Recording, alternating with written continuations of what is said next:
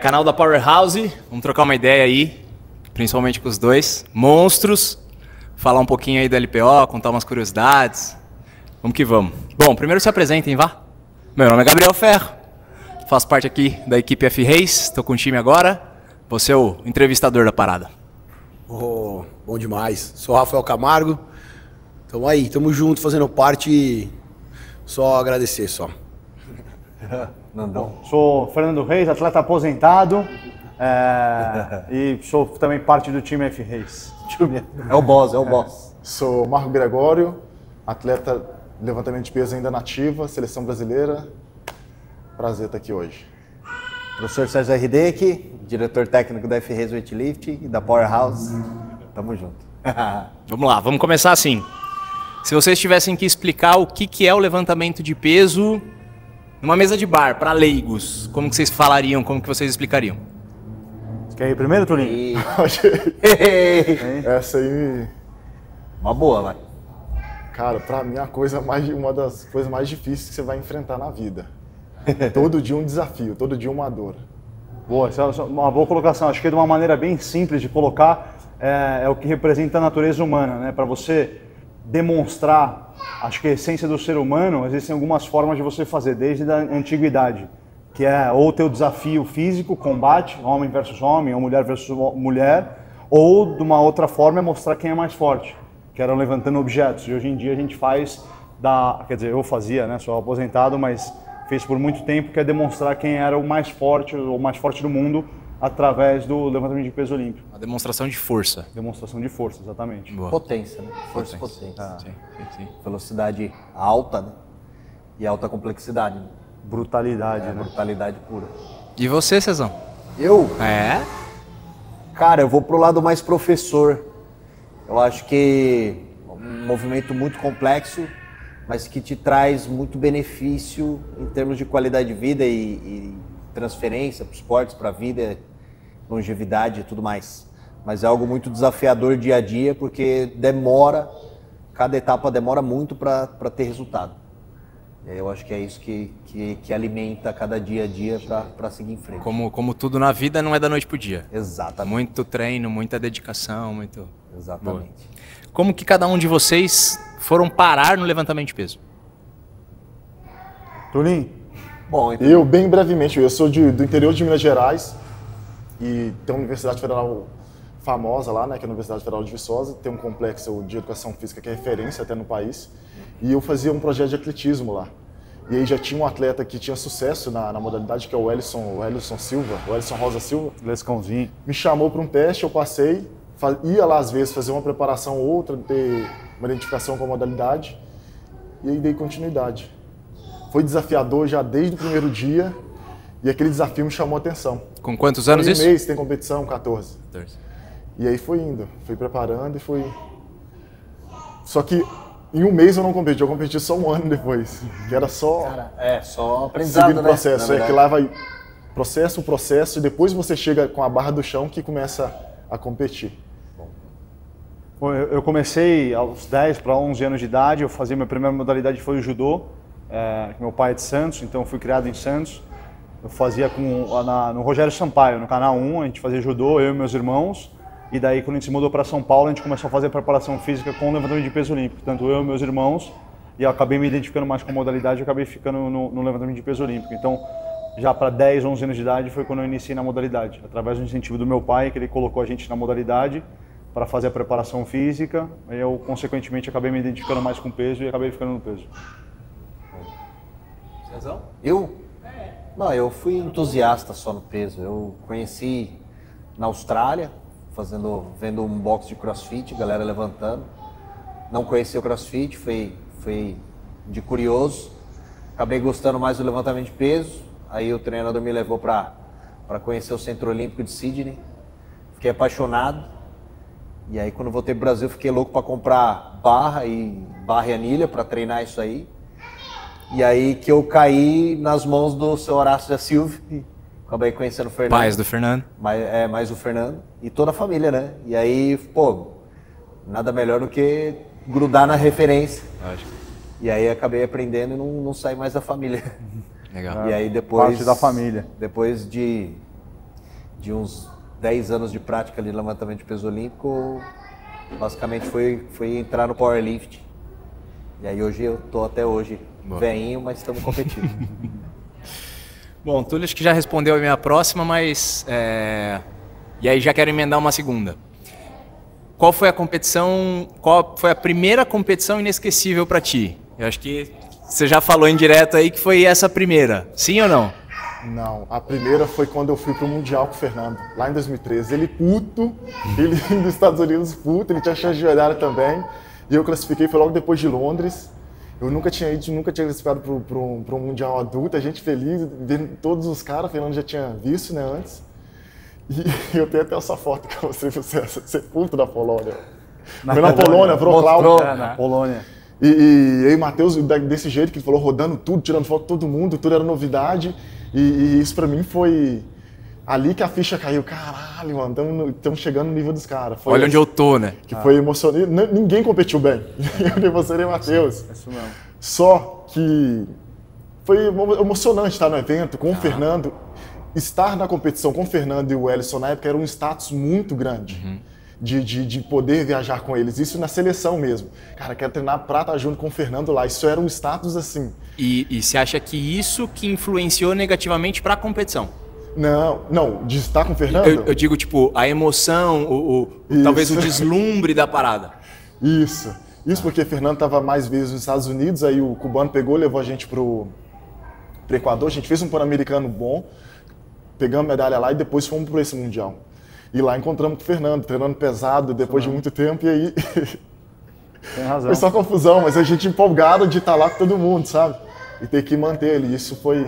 Porra, e aí segurar a emoção no Mundial deve ser o primeiro Mundial. Né? Foi o último Mundial que tava a nata de ouro. O pessoal dos anos 2000 terminando, Marcinho Dolega, o Kolek, Lucha Aljuma mandando 177. Isso Só mesmo. tava a nata da nata. Isso Então a mesmo. gente tava... E vocês, moleques, chegando na primeira competição. Isso mesmo. A E Monique ele já era competiu viajado também, para a o Mundial, Monique então pra também. gente foi... Monique. É. Aí ali a ficha caiu. Essa isso foi mesmo. muito Olha o meio que eu tô, né? Foi desafiador a competição. O bando puto que a gente competindo mal, mas não era competindo mal de má vontade, era que tudo era muito, entendeu? Muita informação. Isso mesmo. Eu acho que também pra mim foi esse campeonato, porque esse campeonato foi o primeiro campeonato mundial que competi no grupo A. Que até então nenhum brasileiro tinha competido no grupo A. O grupo A é o grupo dos finalistas. Então foi a primeira vez que eu competi. Eu lembro bem que eu já estava nas minhas cargas já fazendo uma força absurda com 80%, 90%. O Albegov, na época que estava brigando pelo... Sim. Ele não tinha colocado nem a sapatilha. Nem os paradrapos no dedo ele tinha colocado. Eu já estava transpirando, já morrendo, fazendo uma força no aquecimento. O cara não tinha nem colocado a sapatilha. Eu lembro que isso foi um baque psicológico. Você fala, pô, eu tô fazendo uma força absurda. O russo nem se trocou ainda. Ele tava, tipo, tranquilo, sentadinho aqui, ó. Esperando de o tempo. meinha. Daí depois que eu saí para competir, ele começou a colocar a sapatilha, colocou os paradrapos, fez um alongamentozinho. Então foi a primeira vez que eu competi no grupo A. Foi um campeonato interessante esse, foi bem legal. E foi um show, né? A parte de iluminação. Foi um dos campeonatos mais legais da história, vou te falar. Esse campeonato de E ali Polônia. a gente mal sabia que era o fim da era da galera braba. De todos os poloneses bravos, o Kolek, Da galera que o Dolega. ficou muito tempo. Exatamente. Foi o último mundial desse pessoal. O último mundial desse pessoal, da Cachirina, que estava também no auge, fazendo mandou 150 lá. 155 de snatch, 155. 193 de clean and jerk. Então foi realmente demais. os tempos áureos aí do levantamento de peso, essa época aí foi sinistro. Tinha um pessoal muito, muito brabo. Isso tem razão, bom, bem lembrado também. Foi sinistro esse Bem mundial. lembrado. E eu lembro de uma menina da 58, Boianca, eu acho o nome dela, tava pelo Azerbaijão na época, agachando 200 quilos frente na minha cara lá nesse dia. Eu fiquei, mano, o que eu tô fazendo aqui? Ao mesmo tempo que puxava, mas era surreal, cara. Foi uma época... Só quem viu, viu. Exatamente. E a gente era mais tímido, a gente não ficava tirando foto nem nada, ficou tudo na cabeça mesmo. Pior que Tem uma verdade. foto ou outra com a galera. Caraca, velho. E De tanta ali- emoção que tava nem Eu só tenho uma dele razão, puta mostrando o dedo, porra, tá cansado pra caralho. Isso é verdade, tem razão. Tem que mostrar a foto, botar a foto lá dentro. Põe lá, edita e coloca aí. E aí essa pra razão. mim foi... E depois que eu vi essas coisas, eu nunca mais ouvi. Então, raramente alguma coisa no levantamento de peso depois me chocava. Nossa, fulano é muito forte. Cara, você não viu o que eu vi lá em 2003. Mas, e assim, hoje vocês têm noção, depois que acabou o evento, que acabou o campeonato, que acho que vem essa noção toda. Porque na hora você acha que você está num deslumbre tão grande, numa emoção do momento ali tão grande que acho que não traz essa realidade, tipo, de caraca, eu tô no Mundial com essa galera e, pô, foi a era dos caras e tem esse sentimento ou não? Cara, lá na hora eu fiquei. Eu não tinha costume de ver esses caras. Era só YouTube, as páginas que tem hoje não divulgavam tanto esses caras. Então, e até porque 2013 nem tinha todo acesso. Para você ver, ter contato, você tinha que classificar para ir. Então foi um marco assim na minha carreira essa competição. É isso mesmo. Era difícil ver. Ali foi... Isso mesmo. Não, demorou a cair, até 2014 ainda tava isso, porque a gente, pô, será que esse ano vai ser desse jeito ainda? Sim. E aí 14 também foi pancada, que a gente viu Ilia, foi isso mesmo. Nossa, ele no auge ali. Sinistro. É que a gente pegou a geração, a gente pegou o final do Klokov, do Albegov, do Chigichev chegou. Chigichev. A gente pegou os últimos campeonatos do Chigichev. Que ele já tava com uma contratura na perna, lembra? Mas mesmo assim ele metia 210 de snatch, era o movimento mais bonito que tem até hoje. Sinistro. Probleminha ele mandava Ele tava com 210 ainda. Probleminha ele tava mandando 210. Mandava. Mano, Meia boca. A gente pegou isso mesmo, esse final aí, 2010, 2011. Daí teve a outra geração ainda dos poloneses bravos, é isso mesmo. As russas lá mandando quase 170 de arremesso, pesando menos de 80 quilos. Isso mesmo. E a gente vendo isso, cara. Tudo que o Esse fim de semana a gente tá trocando muita ideia disso, né? A gente tá no L1 do Fernando Reis. Então, 3 dias aí só falando de levantamento de peso e a oportunidade de estar com esses monstros. E eu chegando mais agora, cara, é muito legal vocês contarem essas histórias e, pô, quantas 1000 histórias vocês têm. E a gente tá trocando ideia um feriado, né? 3 dias, é nada. Mas pensando em toda essa carreira de vocês, Fernando já aposentado, Túlio ainda na ativa, como que é o dia a dia real de um atleta? Sem muita groselha, sem muito caô. O que é a realidade? Direto e reto. Porra, a parte de treinamento sempre foi muito dura, né? A gente sempre trabalhou muito. A gente teve um grupo muito bom, que foi um grupo de, sei lá, 10, 12 atletas que a gente treinava o dia inteiro. Então tinha um período de treino que eram 3 treinos por dia, 7 da manhã, às 11 e às 5 da tarde. Então realmente você acaba dedicando 24 horas do seu dia voltado para aquela causa. Então era um objetivo que a gente tinha como grupo, de ser o melhor. Conseguimos ficar entre os melhores por muito tempo. Tivemos uma equipe imbatível por uma década praticamente. Eu consegui ficar entre os 5 melhores do mundo também por causa de uma década. Isso tudo pelo ambiente que a gente tinha, um ambiente muito competitivo entre a gente.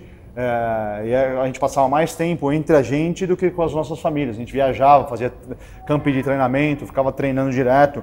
Então isso foi um negócio muito proveitoso, que na época às vezes a gente não via...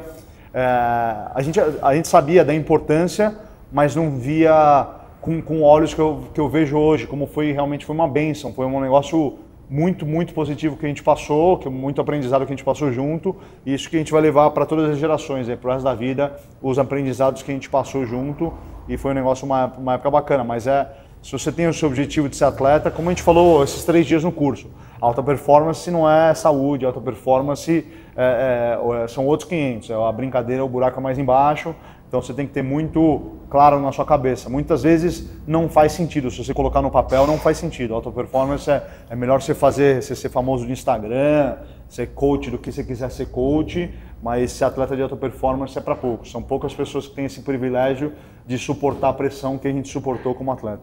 Por tanto tempo também, né? Como você falou aí.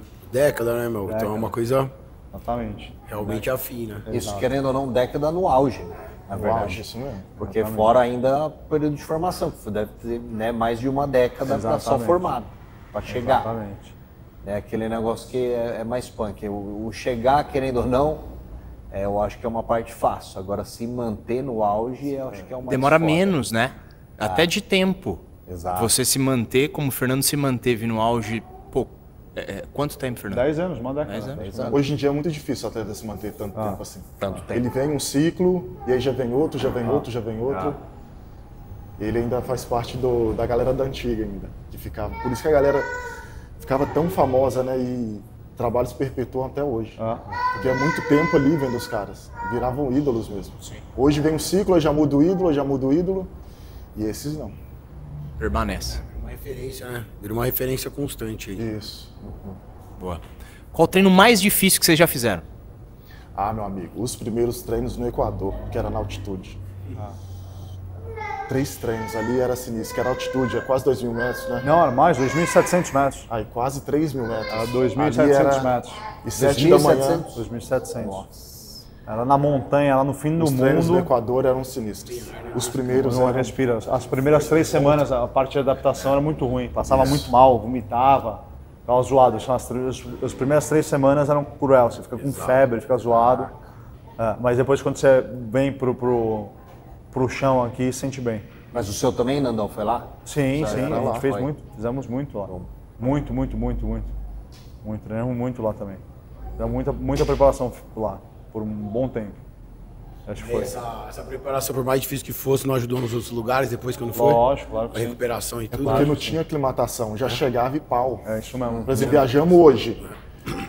Cara, ia lá domingo, ver o ginásio e tal, ajeitava, pô, aqui vocês vão comer, aquela coisa toda, Exatamente. aqui que eu moro. E na segunda, pauleira, como se estivesse no Brasil. Exatamente. Não tinha se vamos climatar 2 semanas, assim, não tinha. Não. E na segunda, já 6h30 de pé pra Isso mesmo. ir pro treino. Nossa. E a gente conta 3 treinos hoje é surreal pra essa galera. Lógico, cara. Pô, tá doido. E eram 3 treinos pancada, cara. Era sinistro, brother. Sinistro. A gente fazia força, viu? Essa onda de 3 treinos não foi a mesma que você fez pra Olimpíadas? Fiz, Você sentiu fiz. que aí você Então, falou, mas- vamos dar uma segurada É, agora? daí já foi um erro já, né? Já, Foi um né? erro. Os treinos foram muito importantes na parte de desenvolvimento, mas depois a gente chega num período que já menos é mais. Você começa, o risco acaba sendo muito maior do que o benefício. Então a gente fez isso para 2016 e já não estava dando certo. Eu comecei a me lesionar de uma maneira muito séria. Rompi o peitoral, rompi o cotovelo. Então o corpo já começa a pagar o preço já. É o que a gente estava falando, o professor Marcão, né? O amanhã chega, né? A gente fala, pô, vou treinar aqui até, como é que é? Como se não tivesse amanhã. O amanhã chega. Amanhã chega. E chega. Chega e é dolorido. É isso mesmo. Até hoje. O meu tá batendo na porta. Mais uns anos aí só. Mais uns anos. O que vocês acham, na visão de vocês, que o leigo, a pessoa comum, mais se engana sobre o alto rendimento, sobre atletas profissionais? Poxa, pergunta boa, hein? Pergunta, velho. Pergunta boa. Assim. Você pesquisou para fazer essas perguntas, né? Pô, pergunta boa, bro. Pergunta boa. Pô, a visão que eu tenho é que a gente é limitado intelectualmente. Isso tem Por um fundo por de só verdade, viver- né? Tem um por fundo de só verdade. viver aquilo, entendeu? Mas não, a gente tem outros sonhos também, outros objetivos, outras metas que a gente sabe que é um período que acaba. Mas eu vejo que é mais isso. Ah, você só faz isso, você só vive disso. E acha que a gente não está vivendo também. Isso pra gente viver, ter essas vivências internacionais com os nossos ídolos, isso é viver pra gente. Eu não vou nem perguntar se, eu vou perguntar quantas vezes perguntaram pra vocês, mas vocês não vivem? Praticamente não. Quando você está como atleta é isso. A vida é isso. A vida é a parte de treinamento. É o objetivo maior, né? Antes Especificidade. menos, porque o meu grupo era só eles. Então não tinha contato com outra galera, o treinador também não deixava. Sim. Hoje que eu consigo ter um contato ou outro fora, hoje mais. Mas naquela época não, o nosso mundo era só a gente. Então, Exatamente. nenhuma dúvida de fora conseguia entrar na nossa mente. Exatamente. Era a gente mesmo ali. Eu acho que isso que ajudou muito também de romper todas essas barreiras Sim. e que a gente não escutava. Pô, você não Exatamente. vive, tô vivendo, meu amigo. Nem tô parando no país direito aqui. A escolha que eles fazem de serem atletas, se é um sacrifício ou se é um estilo de vida? Pra mim nunca foi um sacrifício. Pra mim, de forma nenhuma. Pra mim, eu era amarradão. Eu lembro quando eu tinha férias escolares, eu queria chegar nas férias para treinar o dia inteiro. Então, pra mim, sempre foi um objetivo muito claro. Nunca foi sacrifício, nunca foi martírio. Obviamente, pô, parte de lesão, parte de dor, parte de dúvida, são várias outras coisas que entram no aspecto de sacrifício físico. Porém, mental sempre foi um objetivo muito claro. Então, eu nunca... Sempre soube que você ia ser atleta. Exatamente. Qual esporte? Não, mas tinha certeza que ia ser atleta. Exato, foi enraizado. E eu tive o privilégio de crescer junto com o pessoal no Clube Pinheiros, que a gente tem uma referência de todos os atletas, né? Então a gente foi privilegiado nesse aspecto. E nessa... Foi uma escolha como uma rotina de um trabalho, né? E, tipo, fez uma escolha, ser um atleta, como o Tulião falou, tem lá os caras que eram a ponta, que eram as referências, e só de dar a oportunidade de estar lá disputando com os caras, dividindo espaço com os caras, sendo mais um lá como referência, acho que é isso aí que gera os resultados, né? As pequenas pontas para vocês continuarem. Independente da dor, longe da família. Acho que o Nandão chegou a ficar uma vez 7 meses, longe de todo mundo. Foi muito tempo. O Augusto tinha falado outra vez lá, que ele veio a família 3 vezes no ano. Então só quem passa aí, só quem faz realmente essa escolha aí, eu acho que não é uma dúvida, é uma certeza. Sabe do sacrifício que vai vir. Só que é os resultados também que ajudam, e que nem no caso de vocês, acho que foi a turma, né? Exato. Vocês falaram que foi uma galera boa na época. Exato. Isso aí ajuda, que nem o Tulão tava falando, tem aquela motivação, o dia que você tá pra baixo, você tem um treinador, alguém que chega lá falando, não, mano, vamos aí, vamos arrebentar. Foi uma bosta, tamo fudidos, mas vamos nessa. É isso mesmo. Acho que foi uma escolha e mesmo. bom ver os resultados pra dar essa... Eu ainda acho que pro Túlio e pro Matheus foi mais sacrifício ainda. Porque é longe da família mesmo. Né? Exatamente. Eles de Viçosa pra cá, Então, mas sozinhos, falar, né? Uma que era meu sonho sair de Viçosa, nada contra. Eu sempre gostei de cidade grande, então pra mim foi... Gosta do agito, né? eu Tolinho? gosto. Tolinho faz a Tanto que eu vou, bagunça, Tolinho toda vez que eu vou em bagunça Viçosa, aí, o pessoal lá fica puto. Cara, eu chego no dia 24 de manhã, no dia 25 à tarde já tô indo embora. Mas o pessoal já acostumou. Bate e volta. Chegou, Eu volto real, cara. Real. Oi, tchau. Chega lá querendo voltar, então. Oi, tchau. Cara, É bacana encontrar a galera que era da modalidade. O cara vai lá só pra comer os doces de leite. Doce de leite. Bom demais. No né? jantar e no café da manhã e olhinha. Tchau. E eu tenho muitos familiares também em São Paulo, então é mais de boa. A galera se reúne lá e é mais... Tá boa, hein? O Marcão tá perguntando sobre a questão mental, sobre a aparição sempre de novos atletas, mas que acabam muito rápido, encerram a carreira muito rápido, e eles que permaneceram e permanecem ainda tanto tempo. Tá Pra boa. mim o time foi fundamental, cara. Foi fundamental, por exemplo, eu via que Fernando passando por vários momentos difíceis, e aí eu via que o que eu estava passando às vezes não era nada. Então você já viu o reflexo ali no time e seguia. Na hora que você ia questionar, cara, você via e depois dava certo. Eu acho que quem tá à sua volta ali faz a diferença nessa parte. O ambiente. De seguir. Aí o ambiente Porque se é falado você do ambiente, sozinho, os outros só puxando pra baixo, aí você vai mesmo vir, era talento, era promessa e sumir, cara. Exato. Então toda vez que... Aí e acarretava justamente, às vezes ele estava bem, os outros estavam mal, ou ele estava mal e a gente estava bem, e aí isso puxava muito. Na hora que a gente ia questionar, e isso... Não, cara, vamos lá, vai conseguir. vamos que embora. acho que é a realidade de todo mundo, independente de ser atleta ou não. Não tem dia que você... Não é todo dia que você tá bem. Não existe motivação todo dia, né? Não existe. Aí entra a Você tem que disciplina. ter- Motivação, isso mesmo. Aí a disciplina entra. Aí tem que entrar, né, na verdade. Isso do sucesso. O ambiente com certeza é muito importante, mas ao mesmo tempo hoje em dia a gente tem um fator que acaba sendo mais elaborado, né? As pessoas gostam de aumentar o sofrimento, ou aumentar o fulano tá com um problema psicológico. Valorizar isso, né? Valorizar isso, embelezar de uma maneira que romantizar a parada. E na nossa época não tinha isso. Ô, irmão, vai, vamos pra cima, que tá doido, No tá primeiro maluco? sinal de dúvida, o outro já Exatamente. falava no pé. Não vai fazer o quê, cara? Vambora. Exatamente. Então, Não é você clichê treinou falar bem. que era uma família. Não, Cara, pô, era era. de muita briga, de tudo, mas era de verdade. E essa parte psicológica nunca teve muita dúvida em relação a isso. Hoje em dia a gente tem essa romantização de você expor os seus sentimentos, de você... Irmão, não. Ei, Esse sentimento não Vamos. crescia com a gente. Vamos, marcha, Não exatamente. crescia. É pra frente, o obstáculo é esse. Por isso, você vai ter o desafio, vai ter a parede, mas é isso. Vai bater na parede até a parede derrubar a parede e vamos pra frente. Ou não tem você essa. valoriza o problema, ou você busca a solução. Exatamente. Lá já exato, cortava ele. Exatamente.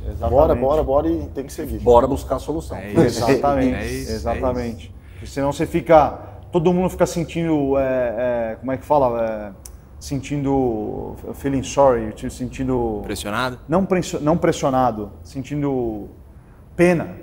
Pena. Entendeu? Esse Sim, sentimento coitadinho. Exatamente. Coitadinho o quê? Hoje eu Vamos, vejo muito isso. exatamente. Hoje Todo tem mundo muito. Tá vendo? Matou ele. Não, irmão, pra cima, vamos embora. É isso mesmo. Sem valorizar, né? Vocês já pensaram em alguma vez em desistir?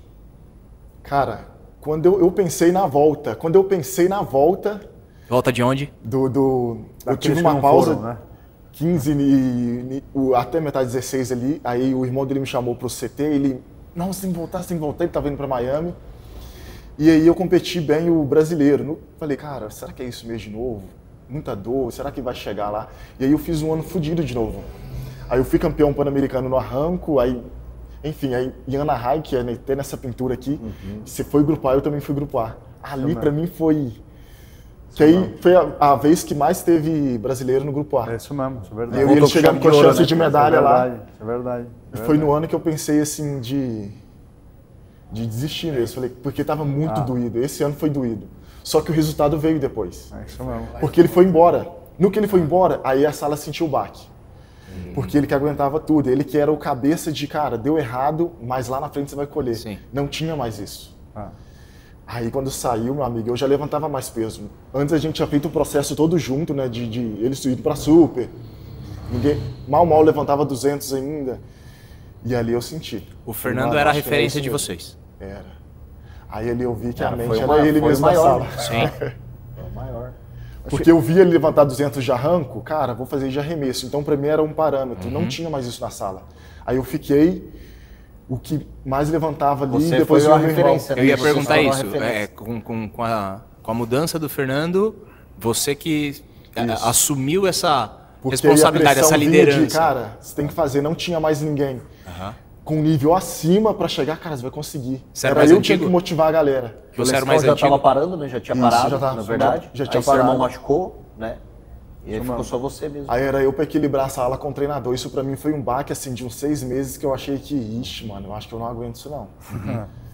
O quanto pesou? Nem em si pesou não, mas o quanto pesou isso pra você? Muito, pesou muito, porque eu achei que não aguentava isso. E a pressão, a cobrança de ter sempre que fazer um movimento bom. Tava entrando a Nicole, tava entrando o Vinícius, tava entrando uma molecada bem jovem, de 14, 15 anos, e você tem que ser exemplo. E exemplo primeiro era Fernando. E a gente não tem muita diferença de idade. Então isso pra mim foi um baque assim na carreira que ali eu titubeei. Opa, será que eu aguento isso? Será que é isso mesmo? E por aí que depois eu continuou? colhi. Por que continuou? Porque eu vi ele competindo, ele foi pra lá e teve situação adversa. Ele foi pra um lugar que não, ele tinha que trabalhar, tinha que tomar conta do que ele tinha feito lá. E isso, eu vi que ele conseguiu dar conta e eu comecei a seguir também ali na sala. De cara, ele tá dando conta lá e também tá sem equipe. Isso é possível então. E aí foi um ano surreal, fechamos com chave de ouro. Da hora. Da hora. Pra você, Fernando, já pensou em desistir? Foi depois da cirurgia no joelho. Eu falei, porra, sentia muita dor antes. Que ano foi isso? Foi em 2015. Foi antes dos Jogos Pan-Americanos de 2015, isso mesmo. É isso mesmo, foi 2015. Eu voltei do Mundial em 2014. Já tinha rompido praticamente tudo, o tendão só estava em 10%. Daí, portanto, foi numa cirurgia, a gente fez uma quinta-feira, na quarta-feira foi no médico, ele falou, ó, esquece, o joelho já foi, já não tem mais nada aí. Você tá só o fiapinho e quando estourar tudo, o seu quadríceps inteiro vai subir, daí esquece mais ainda. Daí, quando eu fiz a cirurgia no joelho, a gente tinha 6 meses para preparar para os Jogos Pan-Americanos, para classificar para as Olimpíadas de 2016. Então, a gente estava correndo contra o tempo, literalmente. Eu lembro que eu perguntei pro médico, falei, pô, doutor, vai dar certo? Ele falou, não sei. Eu falei, mas como você não sabe, doutor? Ele falou, ó, para calcificar o tendão no osso, geralmente demora de 6 a 8 meses. Você vai estar competindo em 6 meses. E eu não tenho ninguém com parâmetro que eu tenha feito a cirurgia que levante tanto peso quanto você. Então a gente vai descobrir. Seja muito... tenha a parte de recuperação no começo, vai com calma, porque se você acelerar o processo, não vai dar tempo de competir. Então em 6 meses a gente fez a recuperação e conseguimos competir nos Jogos Pan-Americanos, mas foi realmente que teve dúvida. Eu falei, pô, vai rachar o joelho no meio. Já estava rachado, vai terminar de rachar. Então foi um ano difícil nessa parte de recuperação e depois, posteriormente, consegui competir. E depois desse campeonato foi realmente que abriu um pouquinho, pô, o joelho tá bom. Dá pra ir. Exatamente, dá pra ir. Dá pra ir. Boa. Como que vocês, brevemente, né, porque eu sei que essa resposta demora, mas como que vocês se preparam para competir em grandes eventos, do tipo Mundial e Olimpíadas? Hoje para Pan-Americano, para mim, é mais ok, assim. Eu sei que, às vezes, eu sei que dá 100% eu vou disputar um ouro ali, principalmente Snatch, que é a minha especialidade. Para Mundial, eu quero estar sempre entre os 10 ali, 120%, 130%, aí eu me isolo totalmente. Até porque participam bem menos atletas. Então é mais fácil de você se isolar, porque... E o foco também fica mais em cima desses atletas, né? Me isolo totalmente, porque do Mundial você entra no ranking mundial, aí começa aquela disputa olímpica para ver como vai ficar e tal.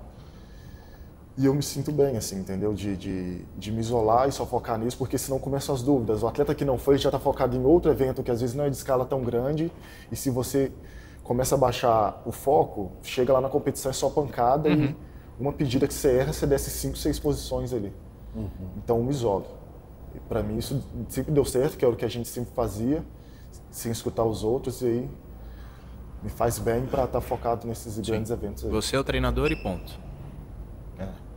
Acho a mesma coisa também para mim, sempre foi isso, a competição é consequência do treinamento. Então a gente estava preparado, ficar quietinho, competir, já era. Eu sempre aproveitei muito o momento da competição. Ainda mais no final da minha carreira, aproveitava mais ainda, que era um momento para mim de alegria, que era o processo, o final do processo. Então eu competia sempre amarradão em competir. Já sabia que estava mais próximo ao final de carreira. Exatamente.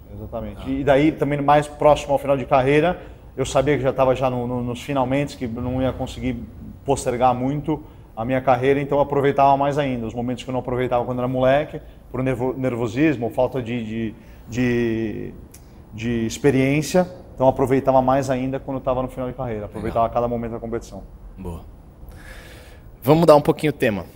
Pensando em bastidores aí de competição, qual que é a história mais engraçada que vocês têm para soltar, que vocês nunca soltaram? Não tem algumas, velho.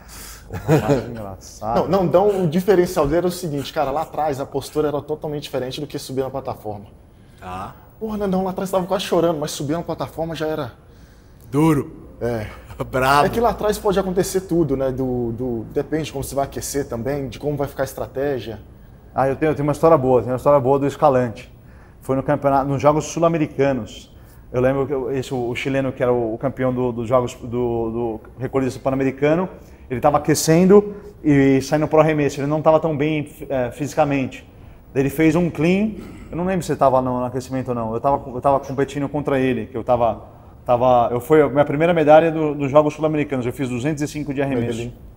Medellín. Ele fez um clean e caiu no chão gritando, ai. Daí todo mundo no aquecimento olhou, pô, o cara é o campeão pan-americano, se machucou, falou, puta, fora da competição, ruim, deu ruim, não sei o que, todo mundo preocupado com ele. Daí eu lembro que pegaram ele e colocaram na cadeira, ai. Daí o venezuelano que estava disputando com ele, em vez de continuar a competição, ele subiu só na última tentativa um pouquinho a mais, tipo 207, 208, alguma coisa assim. E o Escalante tinha um clean de 220, 225. Então o cara finalizou com 207, 208, não puxou muito, ele foi lá e colocou 1 quilo a mais, 209, fez o movimento, ou seja, ele deu uma enganada ali na competição e ganhou na malandragem de macaco velho. Essa foi uma manipulou história, a parada. Exatamente. De um jeito exatamente, dentro da regra, válido, exatamente. Isso Ele mesmo. pôs o livrinho da regra debaixo do braço e falou, vamos aí. Exatamente, isso mesmo. Vou garantir essa aqui. Isso mesmo. Ele foi malandro. Boa. Cezão, como que é planejar força e potência para um atleta de LPO? Cara, potência já é o esporte, né? Já é o arranco arremesso propriamente dito. A gente só prepara o corpo para aguentar o impacto e deixar ele veloz depois. Mas fazer uma base bem feita, eu acho que é o mais importante hoje, de todo o tempo de estudo e todo o tempo acompanhando esses caras aqui, principalmente o Fernando. Quantos anos? Já estamos 12, 13 anos já. Até mais. Com o Matheus ali, 2013. É verdade. Mas aí... Foi em 2012 que eu conheci o Fernando e a família e eu não saí mais. Isso mesmo. Então, Uns 13 anos. 13 anos. Isso mesmo. E hoje eu vejo com muita sabedoria fazer toda a base estrutural primeiro e depois para poder ter um resultado bom na força técnica.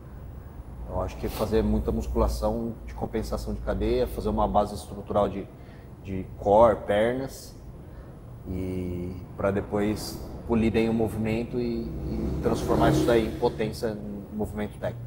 Legal. Hoje você também trabalha com atletas de outros esportes. Então, qual a diferença nesse planejamento, nessa elaboração de treinos para um atleta de LPO e para um atleta de outras modalidades?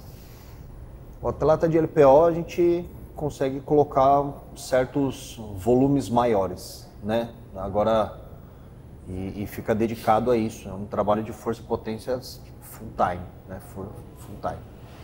Agora, quando a gente pega atletas de outras modalidades, a gente tem que ir muito pela especificidade e aí, no máximo, trabalhar pelo menos só 2 vezes na semana, basicamente. De 2 a 3 vezes, dependendo do período.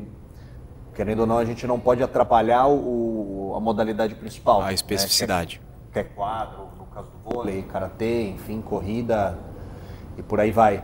E aí a gente é um adicional. Então a gente não pode atrapalhar. Então o controle em cima do volume e intensidade de cada sessão e tem que alinhar muito bem com o técnico principal.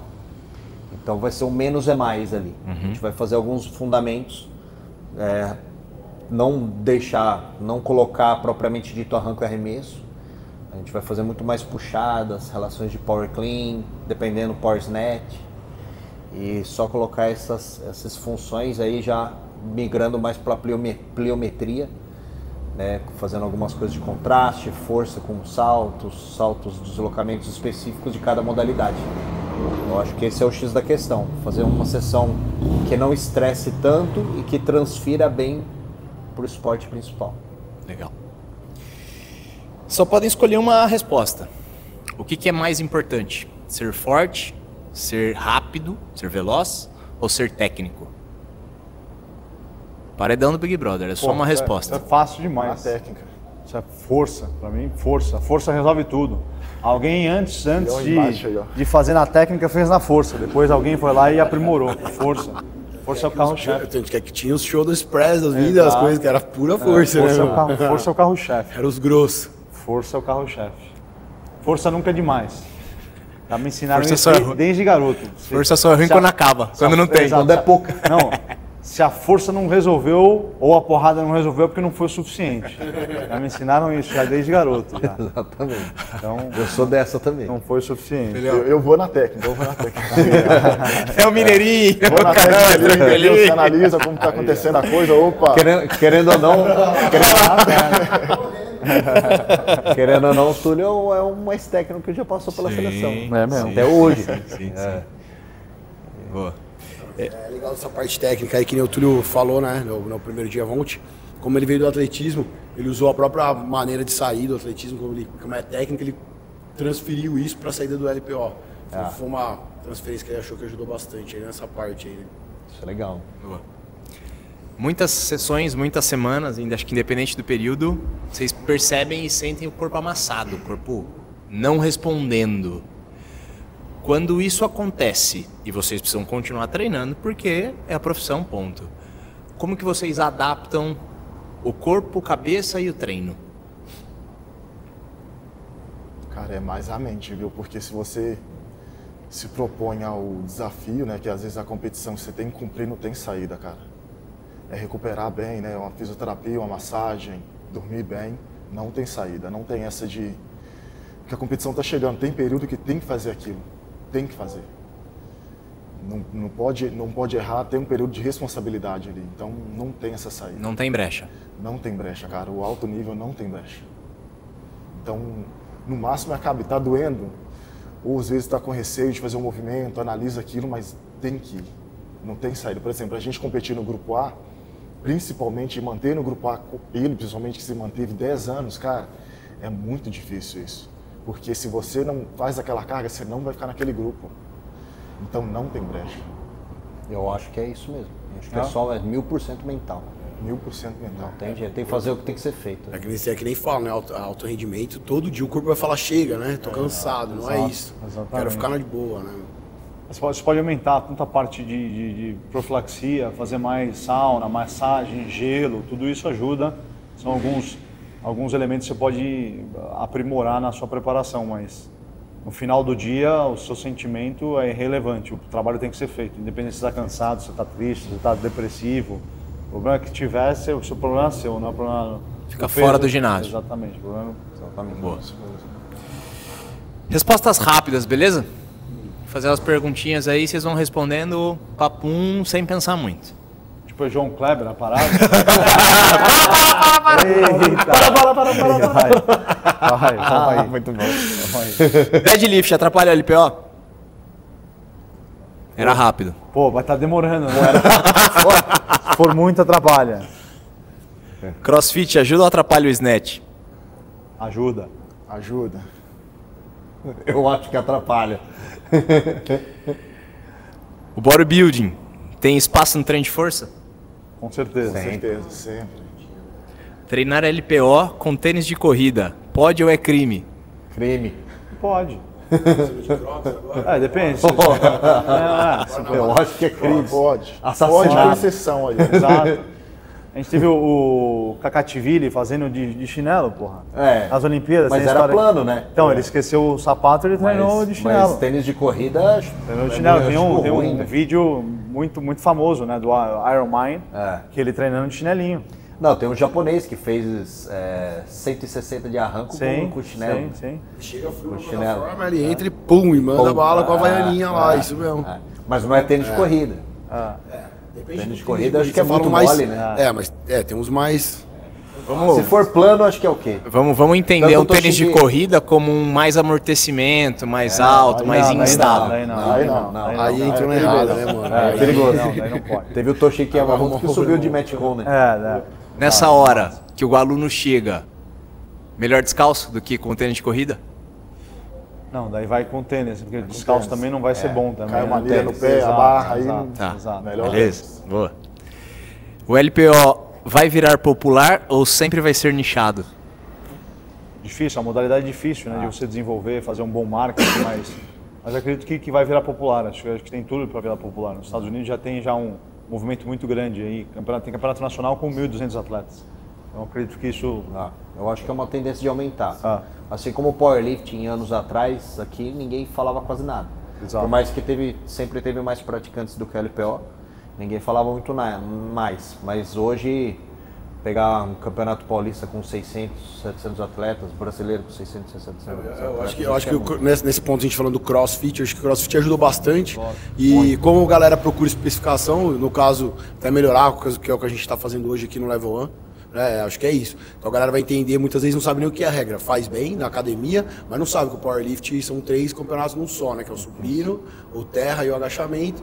E o LPO seria o arranco e o arremesso. Então quando a pessoa começa a entender o que ela já faz e entender, treinar para aquilo, procurar ser melhor nisso, então eu acho que a tendência é melhor. E os campeonatos vêm aumentando, que nem vocês não falou. Os campeonatos, as procuras vêm aumentando, não são federados. O Powerlift, acho que nessa parte eles estão melhores que o LPO.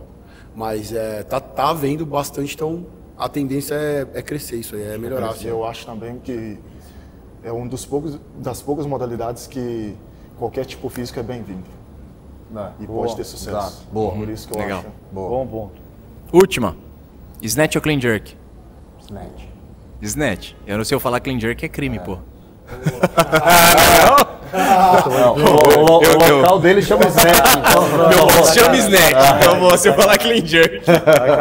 Sacanagem. Acho que clean jerk. Vai, é rápido. Eu gosto do snatch, meu. Eu gosto do snatchzinho. Eu gosto. E aí, tu? No momento eu vou de snatch. Boa. Pra gente encerrar, qual o conselho que vocês dariam pra quem tá começando no LPO ou na força? Pra quem tá começando... Menos é mais. É bom. Que persista. Que a dor muscular vai ter todo dia ali, persista. Ficou forte, vai ficar mais forte e cada processo de ganho de forças vai ficar... É o que o Nandão falou, né? Força nunca é demais. Então vai, demais. né, meu? Para você desenvolver, tem que ter persistência porque o tempo é um aliado. Então você tem que levar tempo para desenvolver um atleta, desenvolver força leva muito tempo. Então não queime etapa, só priorize a parte técnica como aprendizado. Se você não tiver um profissional capacitado, busque um profissional capacitado que possa te ensinar para você aprender a parte técnica correta e os exercícios de força pode subir o peso que nem um animal. Não vai ser em 3 meses que o cara vai disputar o Mundial, né? Difícil, Que vai começar. Difícil, bem Para difícil. formar um atleta, 5 a 10 anos, pelo menos. E aí eu acho que o conselho é investir na estrutura, né, com musculação, trabalho de força e depois técnica em primeiro lugar.